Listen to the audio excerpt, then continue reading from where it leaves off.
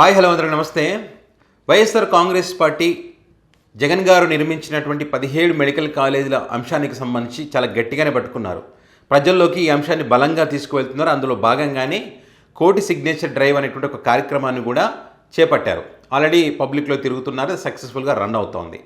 So ఇక్కడ ఈ medical కాలేజీల అంశానికి సంబంధించి కూటమి, ముఖ్యంగా టీడీపీ పార్టీ నాయకులు వాళ్ళ సోషల్ మీడియాలో కానీ వాళ్ళ పత్రికల్లో వస్తున్నటువంటి కథనాలు కానీ, స్పీకర్ అయ్యన్న పాత్రుడు కానీ వాళ్ళందరూ మాట్లాడినటువంటి మాటలు అందరికీ తెలుసు. మొదట్లో ఏంటి అసలు కాలేజీలే లేవనే దగ్గర నుంచి కాలేజీలు ఉన్నాయి కానీ జీవో లేదని దగ్గరకు వచ్చారు. జీవో చూపించిన తర్వాత మరి బడ్జెట్ కేటాయించలేదు, సగంలోనే వదిలేశారనే దగ్గరకు వచ్చారు. సో ఇట్లా రకరకాలుగా ఆ అబద్ధాలను కవర్ చేసుకునేటువంటి క్రమంలో వాళ్ళు దొరికిపోతూ వస్తున్నారు. సో వీళ్ళ మాటలను ప్రజలు ఎక్కడ కూడా నమ్మడం లేదు.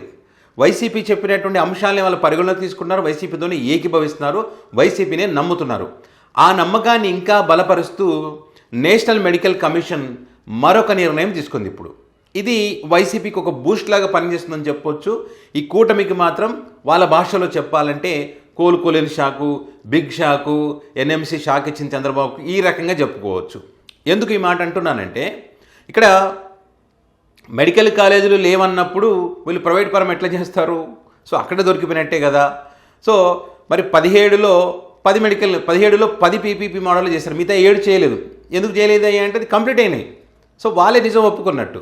సో ఇప్పుడు మెడికల్ కమిషన్ ఏం చెప్తా ఉంది? ఇప్పుడు కొత్తగా నిర్మించినటువంటి కాలేజీలకు మెడికల్ సీట్లు కేటాయించింది. మరి ఇది వీళ్ళకి షాక్ కదా. అంటే ఇప్పుడు దీన్ని బట్టి ఏంటి, కాలేజీలు ఉన్నాయి, నిర్మాణం పూర్తయింది, జగన్ గారు చెప్పింది నిజం, వైసీపీ ఇప్పుడు ఏదైతే ప్రజలకు చెప్తుందో అవన్నీ నిజాలనేదానికి ఇవన్నీ సాక్ష్యాలకి ఇది ఒక పెద్ద సాక్ష్యమే కదా. ఇప్పుడు తాజాగా 106 సీట్లు కేటాయించింది. దీనిలో 106లో 60 సీట్లు కొత్త మెడికల్ కాలేజీలకు సంబంధించి, మిగతా 46 సీట్లు ఆల్రెడీ ఉన్నటువంటి మెడికల్ కాలేజీలకు సంబంధించి. ఇక్కడ నంద్యాల మెడికల్ కాలేజీ లేదన్నారు, నంద్యాలకు 16 సీట్లు కేటాయించారు. మచిలీపట్నం లేదని చెప్పి చెట్లు పుట్టలు చూపించారు, నిర్మించిన కాలేజీని వదిలిపెట్టేసి. మరి ఆ మచిలీపట్నం కాలేజీకి 12 సీట్లు కేటాయించారు. రాజమహేంద్రవరం కూడా లేదని చెప్పారు, 16 సీట్లు కేటాయించారు. ఏలూరులో ఎక్కడ ఉంది అన్నారు, 12 సీట్లు కేటాయించారు.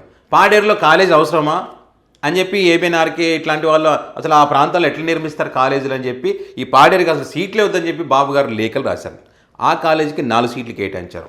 సో ఇట్లా జనరల్ మెడిసిన్కి సంబంధించి 20 సీట్లు, గైనకాలజిస్ట్కి సంబంధించి 20, పీడియాట్రిక్కి సంబంధించి 26, అనస్థెషియాకి 12, రేడియాలజీకి 4, సర్జరీకి 24, ఇట్లా అన్ని విభాగాలకు కేటాయించడం జరిగింది. మొత్తం కొత్త కాలేజీలకు సంబంధించి 60 సీట్లు కేటాయించడం జరిగింది. మరి ఇదంతా ఏమంటారండి? కాలేజీలు లేకపోతే సీట్లు కేటాయిస్తారా? అంటే వీళ్ళు ఇన్ని రోజులు చెప్తున్నాను తప్పుడు ప్రచారాలే కదా, అబద్ధపు ప్రచారాలు చేసి ప్రజలు నమ్మించే ప్రయత్నం చేశారు కదా. సో మరి నిజం ఎప్పుడు దాగదు, ఇది కొంచెం ఆలస్యం అవుతుంది, తాత్కాలికంగా అప్పటి వరకు వాళ్ళ మాట చెల్లుతుందేమో అప్పటి వరకు. కానీ నిజం అనేది బయటకు వచ్చిన తర్వాత దాని యొక్క ఫలితం వాళ్ళు అనుభవించక తప్పదు. ఇప్పుడు చూడు ప్రజలు దుమ్మెత్తిపోస్తూ ఉన్నారు. అదేందయ్యా మొన్నటిదాకా కాలేజీలో లేవన్నారు, జీవోలు లేవన్నారు, జీవో లేనప్పుడు సీట్ ఎట్లా కేటాయిస్తారు? మీరు సొంతంగా క్రియేట్ చేసుకున్న జీవోలు అన్నారు, తప్పుడు ప్రచారాలు వైసీపీ అన్నారు, అరాచక శక్తులు అన్నారు, సైకో బ్యాచ్లు అన్నారు, పేటీఎం బ్యాచ్లు అన్నారు.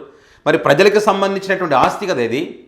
ప్రభుత్వ భూముల మెడికల్ కాలేజ్ నిర్మిస్తే ఎవడేస్తుంది? ప్రజలదే కదా. మరి ఇది లేదని చెప్పి ఏం చేయాలనుకున్నారు పీపీపీ మోడల్లో మీరు అని చెప్పి ప్రజలు ఏకిపారేస్తూ ఉన్నారు. ఇప్పుడు ఇది కేటాయించిన తర్వాత ఇప్పుడు ఏంటంటే వైసీపీ ఈ కోటి సిగ్నేచర్ డ్రైవ్ చేస్తూ ఉంది కదా, రచ్చబండ్ల కార్యక్రమాలు కూడా పెట్టుకుంది కదా. సో ఖచ్చితంగా ఇప్పుడు ఈ కేటాయించినటువంటి సీట్లు కూడా ఈ అంశాలకు సంబంధించి కూడా ప్రజలకు చెప్పేటువంటి అవకాశం, ఇది బలమైనటువంటి ఆధారం కదా. ఈ ఆధారం చూపించిన తర్వాత ఇంకా కూటమికి ఏముంటుంది చెప్పండి? వైసీపీకి కలిసి వచ్చేటువంటి మరొక అంశం అని చెప్పొచ్చు. వైసీపీకి ఒక రకంగా ఇది గుడ్ న్యూస్ అని చెప్పాలి. సో ఇది పరిస్థితి. కరెక్ట్ టైంలో ఎన్ఎంసీ కూడా ఈ సీట్లు కేటాయించడం, ప్రజల్లో ఉన్నటువంటి కన్ఫ్యూజ్ ఏదైతే ఉందో కాలేజీల విషయంలో ఒక క్లారిటీ కూడా వచ్చేటువంటి అవకాశం ఉంది.